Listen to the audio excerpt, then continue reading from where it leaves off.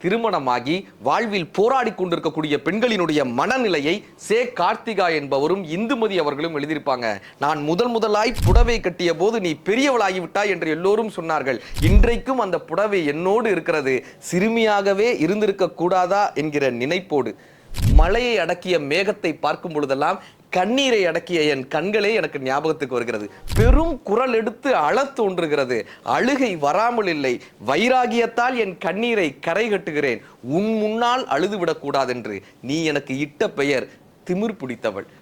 நீ வாரி இறைத்த வார்த்தைகள் என் வழிநெடுக கிடக்கிறது. என்னால் அதை கடக்க முடியவில்லை. உன்னால் என்னை அடக்க முடியவில்லை. அதனால் நீ எனக்கு இட்ட பெயர் திமிர் பிடித்தவள்.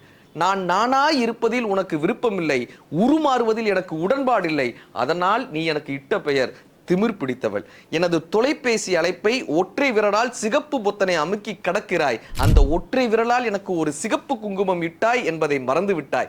உபயோகமில்லை என்று தெரிந்தும் உபயோகமில்லாத உன்னை மறுபடி அழைக்கிறேன். நீ எனக்கு இட்ட பெயர் திமிர் பிடித்தவள். என் வாடிய முகத்தை பார்த்துவிட்டு என் தாய் கேட்டால் என்ன ஆயிற்று என்று. ஒன்றுமில்லை என்ற வார்த்தையில் நான் அவர்களை கடக்கிறேன். அந்த ஒன்றுமில்லை என்ற வார்த்தைக்கு பின்னால் என் வாழ்க்கையே இருக்கிறது. ஒன்றுமில்லாத இந்த வாழ்க்கையை ஒன்றுமில்லாத ஒருவனோடு, ஒன்றுமில்லாத புன்னகையோடு, ஒன்றுமில்லாத உறவுகளோடு, ஒன்றுமே இல்லாமல் வாழ்கிறேன். நீ எனக்கு இட்ட பெயர் திமிர் பிடித்தவள்.